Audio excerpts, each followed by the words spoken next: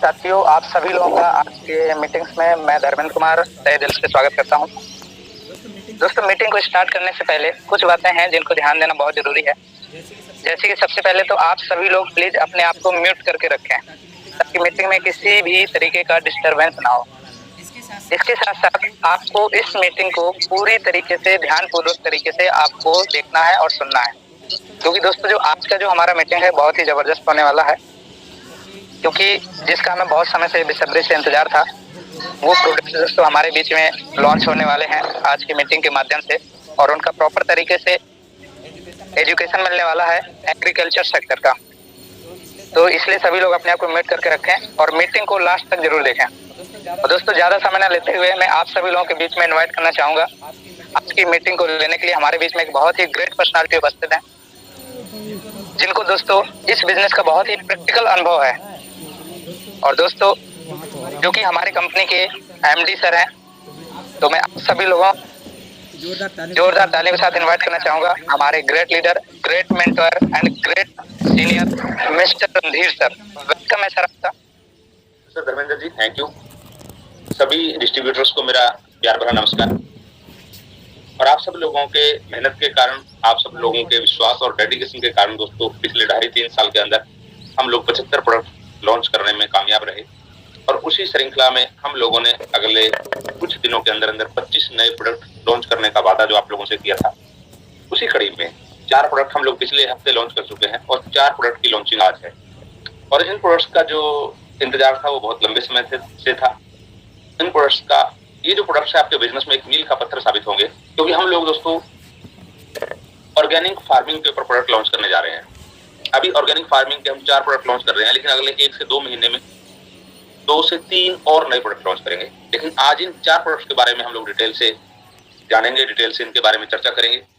और हमारे बीच में एग्रीकल्चरल एक्सपर्ट बहुत ही, जिनको वाइड नॉलेज है और पूरे देश में बहुत सारे लोगों को एग्रीकल्चर के बारे में जो ट्रेनिंग देते हैं, और बेसिकली वो डॉक्टर हैं और हमारे बीच में विराजमान है। मैं आप लोगों का जरा समय ना लेता हूँ, डायरेक्टली प्रोडक्ट के बारे में ही हम चर्चा करेंगे।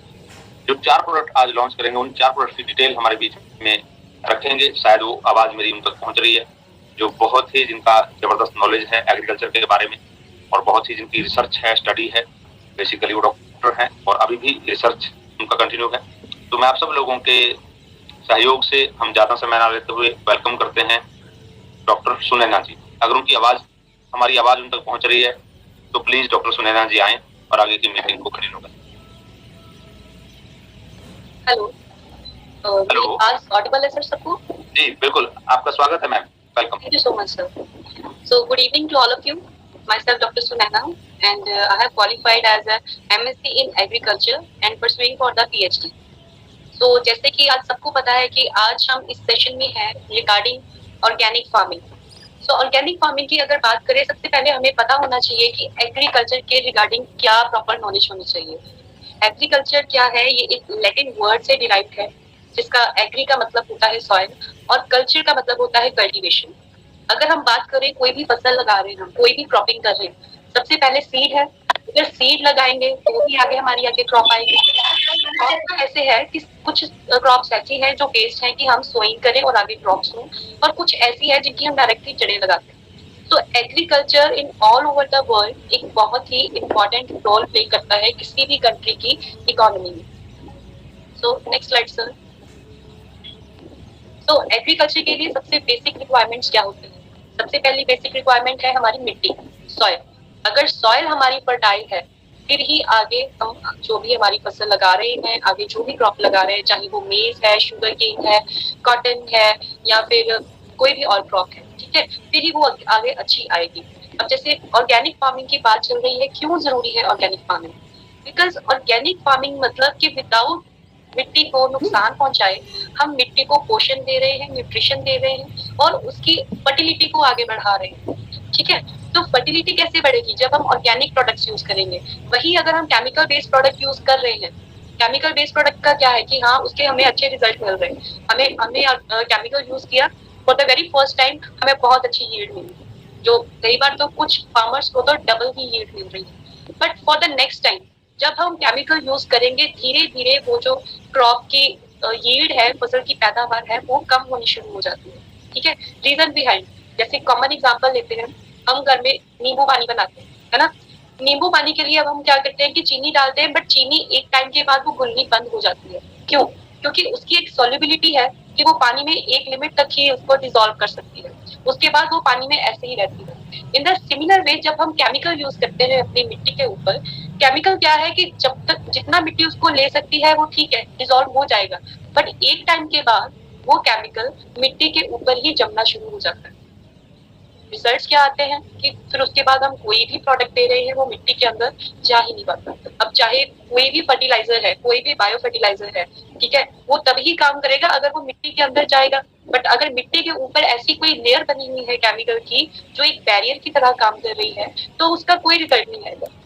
सो ऑर्गेनिक फार्मिंग मतलब कि जिसमें हम प्योरली वो चीजें यूज कर रहे हैं जो मिट्टी को नेचुरल रूप से उसको डिसॉल्व कर पाए, ठीक है। So organic farming is a type of agriculture in which we use the pesticide and the biofertiliser which are very eco friendly, which are very soil friendly, ठीक है, जो कि इजीली मिट्टी के अंदर डिसॉल्व हो सकते हैं।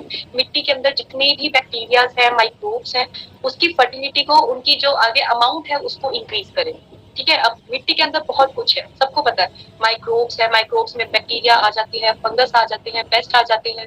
अब जरूरी नहीं है कि ये सारे ही फायदेमंद हैं और सारे ही नुकसानदायक, ठीक है। ऑलमोस्ट क्या है कि जितने बैक्टीरियाज होते हैं जब तक वो मिट्टी के अंदर है वो बेनिफिशियल ही होते हैं, ठीक है। बैक्टीरिया जैसे कि अगर एक कोई बैक्टीरिया हम ले लें, एजोटोबैक्टर ले लें, नाइट्रोजन फिक्सेशन में मदद करता है। नाइट्रोजन फिक्सेशन मतलब कि जैसे हमारी बेसिक रिक्वायरमेंट है खाना खाना, जब तक खाना खाएंगे तब तक हमें एनर्जी मिलेगी, हमारी बॉडी अच्छे से रिस्पॉन्ड करेगी। वैसे ही प्लांट की जो बेसिक रिक्वायरमेंट होती है वो होते हैं macronutrients, that is nitrogen, phosphorus and potassium. तो नाइट्रोजन जो है उसका साइज प्लांट के लिए बहुत बड़ा होता है, ठीक है। तो नाइट्रोजन क्या है, नाइट्रोजन को वो जो एजोटोबैक्टर है उसको छोटे छोटे पार्ट्स में डिवाइड करता है और पूरे प्लांट तक आगे पहुंचाता है। तो ये एक बेसिक जो है ऑर्गेनिक फार्मिंग का है कि वही चीज हम मिट्टी को दें जो कि मिट्टी के लिए अच्छी है, जो उसकी फर्टिलिटी को बढ़ा रहा है। एक छोटा सा कंपैरिजन है आगे हमारे आगे पास, जो कि है कि conventional farming and organic farming के बीच में डिफरेंस क्या है। कन्वेंशनल फार्मिंग जो होती है वो प्रॉपरली केमिकल बेस्ड होती है, ठीक है, जिसमें चाहे कोई बायो फर्टिलाइजर है, सॉरी, जिसमें कोई फर्टिलाइजर है या कोई भी न्यूट्रिशन दे रहे हैं, that is on the basis of the chemical. But in the organic farming जो भी प्रोडक्ट बनाया गया है, जो भी न्यूट्रिशन हम दे रहे हैं, जो फर्टिलाइजेशन हम कर रहे हैं मिट्टी की, वो सारी ऑर्गेनिक बेस्ड होगी। ऑर्गेनिक फार्मिंग में मिट्टी को नरिशमेंट मिलेगा, उसको न्यूट्रिशन मिलेगा, कोई ऐसी प्रॉब्लम नहीं आएगी कि जो ऑलरेडी न्यूट्रिएंट्स प्रेजेंट है, चाहे वो जिंक है, मैग्नीज है, मैग्नीशियम है, एनपीके है, या फिर अगर हम बात करें कैल्शियम है, कॉपर है, आयरन है, ये मिट्टी में लॉक नहीं करेगा, बल्कि जो लॉक्ड फॉर्म में है उसको भी अनलॉक करना शुरू कर देगा और प्लांट को देना शुरू कर देगा। बट वैसे अगर दूसरे हाथ में हम बात करें, केमिकल बेस्ड जो हमारे एग्रीकल्चर है वो मिट्टी को नुकसान ही पहुंचाता है, ठीक है, वो मिट्टी की फर्टिलिटी को कम करता है। जितना ज्यादा केमिकल यूज कर रहे हैं, जो हमारे गैसेस है, गैसेस का एक्सचेंज जो है वो उसमें डिस्टर्बेंस आ रही है, मिट्टी का पोल्यूशन होना शुरू हो गया है। जैसे हवा का प्रदूषण होता है वैसे ही मिट्टी का भी होता है, ठीक है। मिट्टी का पोल्यूशन मतलब कि जब उसमें प्रॉपर वो सारी चीजें ना मिले जो एक प्लांट को उसकी ग्रोथ के लिए चाहिए, जब वो चीजें एब्सेंट होंगी तो उसको हम बोल देते हैं सॉइल पोल्यूशन। और इसमें क्या होगा कि मेनली ये जितने भी न्यूट्रिएंट्स होते हैं मिट्टी में उसको, उनकी एक्टिविटी को डोमिनेट करना शुरू कर देता है। But rather in the organic farming जितने भी लॉग चाहे न्यूट्रिएंट्स है चाहे अनलॉग्ड है, उनकी एक्टिविटी को बढ़ाता है, उसको डोमिनेट नहीं करता, उसको और भी ज्यादा बढ़ाता है, ठीक है। So this is the basic difference.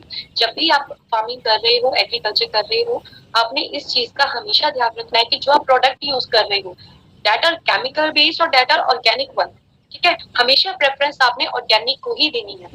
ये इस बात पे नहीं जाना कि आपको यील्ड अच्छी मिल रही है, जो फसल की पैदावार है वो अच्छी मिल रही है तो आप केमिकल यूज करो, नहीं, वो एक लिमिटेड टाइम के लिए है। बट अगर आप ऑर्गेनिक फार्मिंग कर रहे हो, या आने वाले जितना भी टाइम है वो सारा टाइम जो है अच्छे से होगा, एग्रीकल्चर के लिए बेस्ट टाइम होगा अगर वो हम ऑर्गेनिक फार्मिंग करते हैं, ऑर्गेनिक प्रोडक्ट्स यूज करते हैं। So our very first product is, yes sir, अर्थवेल।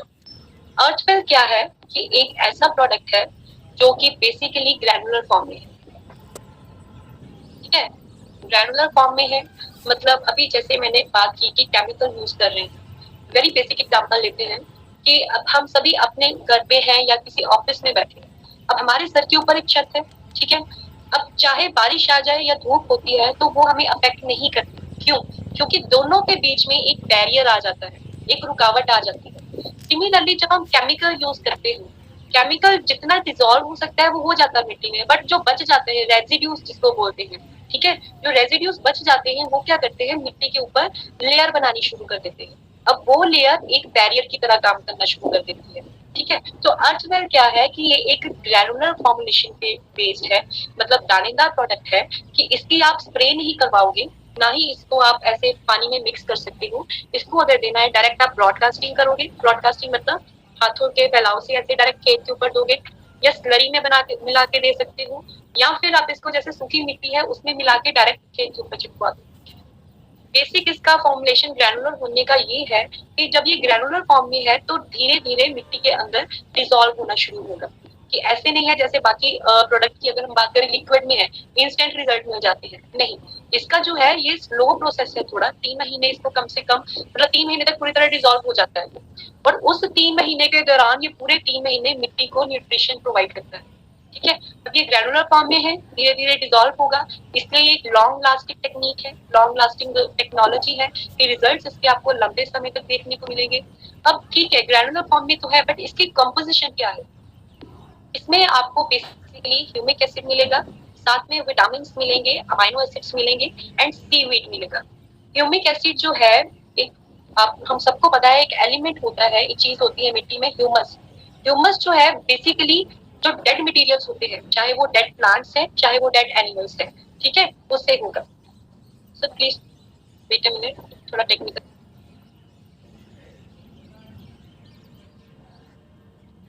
Hello, हाँ जी सर, शायद मैम जो है sorry sir, technical issue transfer.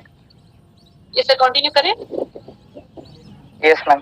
ठीक है, तो इसमें आपको ह्यूमिक एसिड मिलेगा, विटामिन मिलेंगे, amino acid, seaweed and as well as आपको इसमें माइक्रोब्स भी मिलेंगे, दैट इज बैक्टीरियाज, ठीक है। तो ह्यूमिक एसिड जो है बेसिकली ह्यूमस से बना, ठीक है। ह्यूमस किससे बना, जो भी डेड मटेरियल है, चाहे वो डेड एनिमल्स हैं चाहे वो डेड प्लांट्स हैं, उससे बनेगा। और विटामिन जो है, विटामिन जो उसकी प्लांट की ग्रोथ में हेल्प करेंगे। अमाइनो एसिड क्या है, बेसिकली प्लांट को प्रोटीन प्रोवाइड करेंगे। प्रोटीन क्या है, प्रोटीन जैसे अगर हम अपनी बात करें, हमारी सारी बॉडी जो है प्रोटीन के बनी हुई है, वैसे ही प्लांट की स्ट्रेंथ, उसकी मजबूती और उसका जो ग्रोथ है वो डिपेंड करता है प्रोटीन के ऊपर। सीवीड जो है ये एक एक्वेटिक प्लांट है, ठीक है, जिसकी बहुत सारी ऐसी प्रॉपर्टीज हैं जो कि प्लांट की ग्रोथ में साथ साथ मिट्टी को नरिश करने में मदद करती है। और बैक्टीरियाज, माइक्रोब्स, वो भी सारे आपको इसमें मिल जाएंगे, चाहे वो एजोटोबैक्टर है, ज़ीरोमोनास है, पीएसपी के अभी सारे, ठीक है। साथ ही साथ इसमें आपको जो बेनिफिशियल फंगस होती है वो भी आपको इसमें मिल जाएगा। अब तक हमें फंगस का यही मालूम था कि फंगस जो है बीमारी ही कॉज करती है, पर कुछ फंगस ऐसी भी होती है जो प्लांट के लिए बेनिफिशियल होती है। जैसे अगर बात करें, एक एग्जांपल ले लेते हैं, माइकोराइजा। माइकोराइजा क्या करता है, जितना भी मिट्टी में पानी है, न्यूट्रिशन है, उसको सोख के पूरे प्लांट तक पहुंचाता है, ठीक है। तो अर्थवेयर में आपको ये सारी चीजें, बैक्टीरिया, माइक्रोब्स, फंगस हो गया, humic acid, vitamin, amino acid, ये सब कुछ मिल जाएगा। साथ ही साथ अब मिट्टी की क्या है, वो ज्यादा नरिश हो रही है, उसका न्यूट्रिशन लेवल बढ़ रहा है, इट मीन्स कि वो फर्टिलिटी को भी इंक्रीज कर रहा है, ठीक है। अब अभी हमने बात की कि एक लेयर बन रही है केमिकल की लेयर को ये धीरे धीरे तोड़ना शुरू कर देगा। इसमें जो ह्यूमिक एसिड है, ह्यूमिक एसिड क्या करेगा, उस केमिकल लेयर को धीरे धीरे तोड़ना शुरू करेगा। एज ए रिजल्ट अब चाहे आप कोई भी फर्टिलाइजर दे रहे हो, पेस्टिसाइड दे रहे हो, न्यूट्रिशन दे रहे हो, वो मिट्टी के अंदर जाना शुरू हो जाएगा, ठीक है। कोई भी प्रोडक्ट दे रहे हो मिट्टी का, उसका फायदा तभी आपको मिलेगा अगर वो मिट्टी के अंदर तक जा रहा है। बट अगर ऐसा कोई बैरियर बना हुआ है, केमिकल लेयर बनी हुई है, वो अंदर तक नहीं, एक बैरियर है जो प्रोडक्ट को अंदर नहीं जाने दे रहा, तो उसका कोई फायदा नहीं, that is the wastage of product, ठीक है। तो उस लेयर को तोड़ना भी जरूरी है, तो ह्यूमिक एसिड उस लेयर को तोड़ना शुरू कर देगा। साथ ही साथ इसमें आपको मिल रहे हैं सारे न्यूट्रिशन, चाहे वो मैक्रोन्यूट्रिएंट है चाहे वो माइक्रोन्यूट्रिएंट्स है, वो भी आपको एज ए ट्रेस एलिमेंट इसमें आपको प्रोवाइड हो जाएंगे। Next slide sir.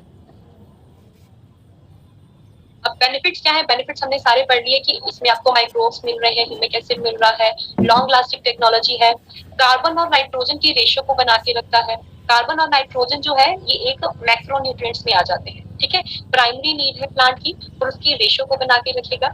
इसकी रेशो होती है 8:1 हो जाती है, मतलब 8 मॉलिक्यूल ऑफ कार्बन 1 नाइट्रोजन। ठीक है, तो कार्बन और नाइट्रोजन की रेशो को बना के रखेगा, उसको न्यूट्रिशन प्रोवाइड करेगा। अब अगर न्यूट्रिशन मिल रहा है तो ऑब्वियसली जो आगे क्रॉप है, जो प्लांट है, उसकी ग्रोथ भी अच्छे से आएगी। ठीक है, और आपको इसके रिजल्ट जो है, चाहे 3 महीने तक ये धीरे धीरे डिसॉल्व होगा, बट आपको इसके रिजल्ट विद इन 1 वीक आपको दिखने शुरू हो जाएंगे। डोसेज इसकी रहेगी 4 kg पर एकड़। ठीक है, और डायरेक्शन टू यूज कैसे है, इसको आप स्प्रे नहीं कर सकते, यूज करना है तो इसको आप ब्रॉडकास्ट करोगे या डायरेक्ट स्लरी में दोगे, या जो गोबर की खाद है, काउ डंग है, उसमें मिक्स करके दे सकते हो। अब ये जो 4 kg पर एकड़ की डोसेज है, ये अगर आपने ज्यादा केमिकल नहीं यूज किया हुआ तब आपको 4 kg में रिजल्ट आ जाएंगे। बट अगर आपने बहुत केमिकल यूज किया हुआ है, ठीक है, केमिकल को एक्सेसिवली यूज किया हुआ है अपनी फील्ड के ऊपर, तो इसकी डोसेज आपको बढ़ानी भी पड़ सकती है। जहाँ 4 किलो दे रहे हो, आप 8 से 12 किलो तक भी दे सकते हो। तो आई थिंक ये आपको क्लियर है यहाँ तक। So next sir, next slide please. Next आ जाता है ग्रो वेल। ग्रो वेल जो है मेनली प्लांट की ग्रोथ, मैक्रोन्यूट्रिएंट जो होते हैं वो लार्ज क्वांटिटी, मैक्रो का मतलब होता है लार्ज, वो न्यूट्रिशन जो प्लांट को ज्यादा मात्रा में चाहिए, लार्ज क्वांटिटी में चाहिए, उसको हम बोलेंगे मैक्रोन्यूट्रिएंट। ठीक है, पर इसमें आ जाते हैं हमारे 6 एलिमेंट, दैट इज वो है carbon, oxygen, hydrogen, nitrogen, phosphorus and potassium. और माइक्रोन्यूट्रिएंट, माइक्रो का मतलब होता है स्मॉल। ठीक है, वो न्यूट्रिशन जो प्लांट को स्मॉल क्वांटिटी में चाहिए, उसको हम बोलेंगे माइक्रोन्यूट्रिएंट। ठीक है, तो ग्रो वेल में आपको सभी जो माइक्रोन्यूट्रिएंट्स हैं, दैट आर 13 एलिमेंट्स।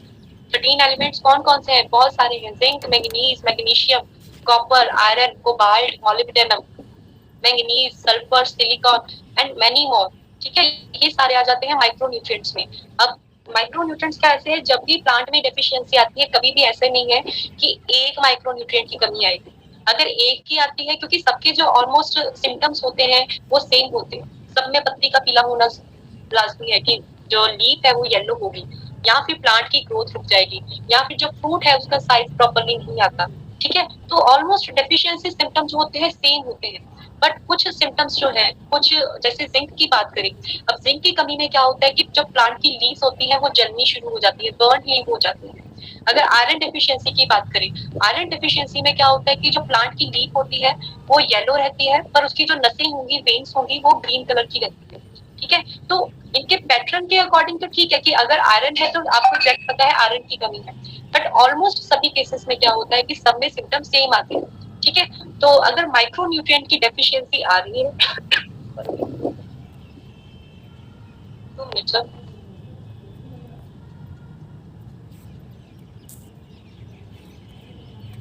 अगर माइक्रोन्यूट्रिएंट्स की डेफिशिएंसी आ रही है तो ग्रो वेल जो है इसके लिए बेस्ट है। इसमें आपको सारे 13 एलिमेंट्स जो है मिल जाएंगे, और सभी जो भी सिम्टम्स आ रहे हैं, जो डेफिशिएंसी हुई है, वो जल्दी से क्योर होनी शुरू हो जाएगी। ये चाहे वेजिटेटिव स्टेज है चाहे रिप्रोडक्टिव स्टेज है, दोनों में आप इसकी स्प्रे करवा सकते हो। एज ये क्योंकि एक लिक्विड प्रोडक्ट है, इसको चाहे आप स्प्रे करवा दो चाहे इसकी ड्रिंचिंग करवा दो, दोनों में रिजल्ट आ जाएंगे। अगर आपको चाहिए इंस्टेंट रिजल्ट मतलब कि आज आपने स्प्रे करवाई और आप चाहते हो कि रिजल्ट आपको 2 दिन में ही दिखने शुरू हो जाए, तो आप हमेशा कोशिश करो कि इसकी स्प्रे प्लांट के ऊपर करवाओ रेदर देन ड्रिंचिंग। क्योंकि जब ड्रिंच करवाते हो तो पहले वो रूट्स में जाएगा, रूट से आगे फिर स्टेम में जाएगा, फिर पूरे प्लांट को मिलेगा। अगर डायरेक्टली आप इसको प्लांट के ऊपर स्प्रे करवा देते हो तो प्लांट्स के जो पोर्स होते हैं लीव्स के, इसको जल्दी पेनिट्रेट कर जाता है। ठीक है, तो अंदर जल्दी चला जाएगा और जल्दी जो डेफिशिएंसी है उसको क्योर करना शुरू कर देगा। साथ ही साथ ये सीड्स की जर्मिनेशन में भी मदद करता है और हेल्दी रूट डेवलपमेंट में हेल्प करता है। ठीक है, अब ये भी इको फ्रेंडली है, जब भी आप इसकी स्प्रे करवाओगे आपको कोई रेजिड्यू देखने को नहीं मिलेगा। अब जितने भी प्रोडक्ट्स कर रहे हैं हम, ये सारे ऑर्गेनिक प्रोडक्ट्स हैं। ठीक है, कोई केमिकल इनमें यूज नहीं किया गया, प्रॉपरली जो भी ऑर्गेनिक सोर्सेज हैं उन्हीं से ये सारे प्रोडक्ट्स बनाए गए। ठीक है, और डोसेज इसकी रहेगी 2 से 3 ml पर लीटर ऑफ वाटर, 2 से 3 ml पर लीटर ऑफ वाटर। बाकी डिपेंड करता है कि कौन सा टैंक आप यूज कर रहे हो। अगर तो 50 लीटर का टैंक है तो उसमें आप 30 to 35 ml डाल सकते हो। तो नेक्स्ट स्लाइड प्लीज। नेक्स्ट है well agro 90, that is the sticker.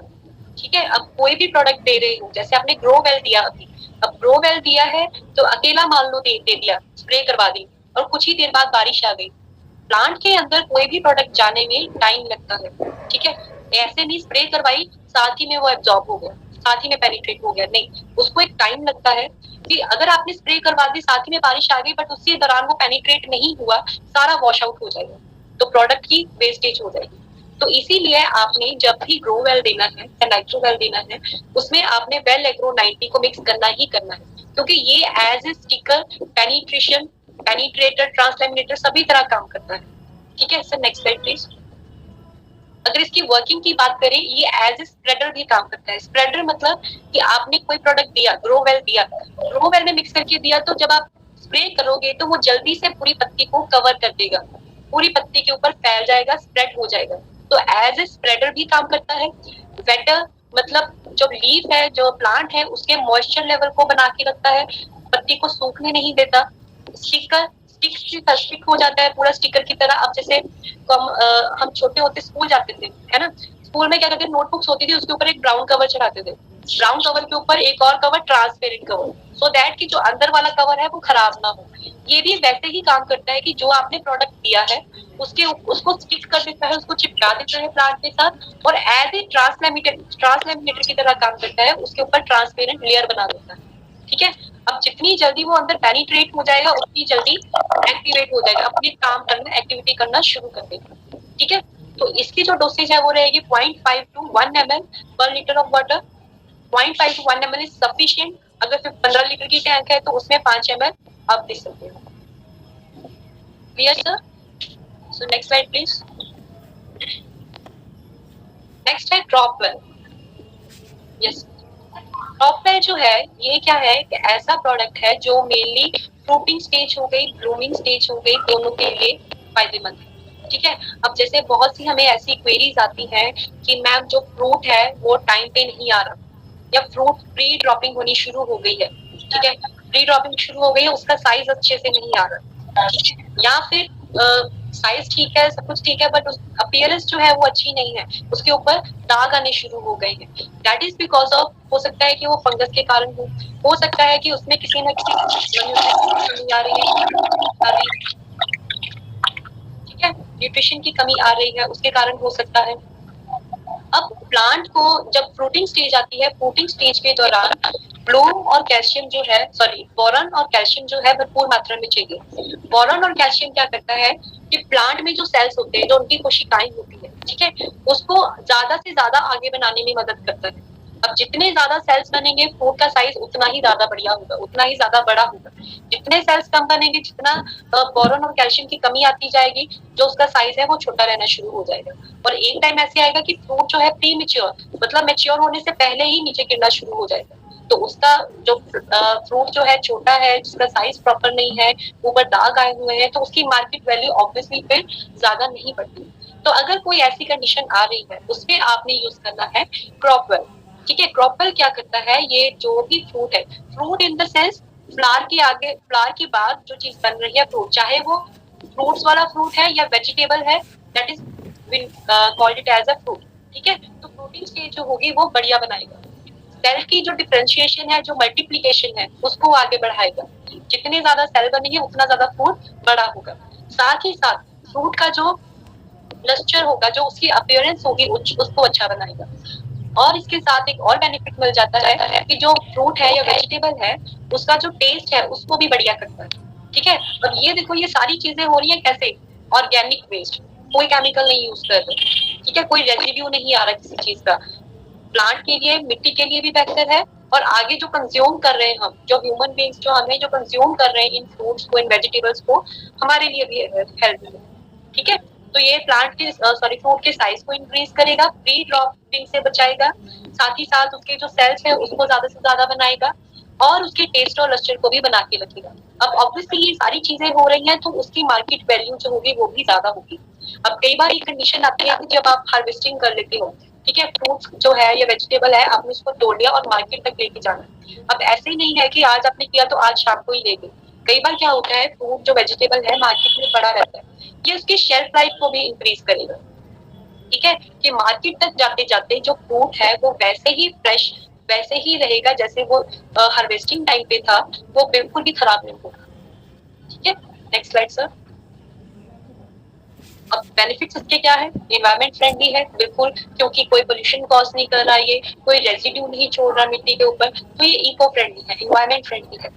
और अब और भी सॉरी रूट के साइज को अच्छा बना रहा है, साथ ही साथ प्लांट में स्ट्रेस दे रहा है कि अगर कोई भी ऐसी कंडीशन आ रही है, क्लाइमेटिक कंडीशन, चाहे टेम्परेचर जो है कम हो रहा है या ज्यादा हो रहा है, ठीक है, उसको मेंटेन करके रखने में मदद करेगा, कि उसको स्ट्रेस में नहीं आने देगा, ठीक है। प्लांट जो फ्रूट है उसके वेट को इंक्रीज करेगा, साथ ही साथ जो फ्लावरिंग स्टेज है, फ्रूटिंग स्टेज है, दोनों को अच्छा बनाएगा।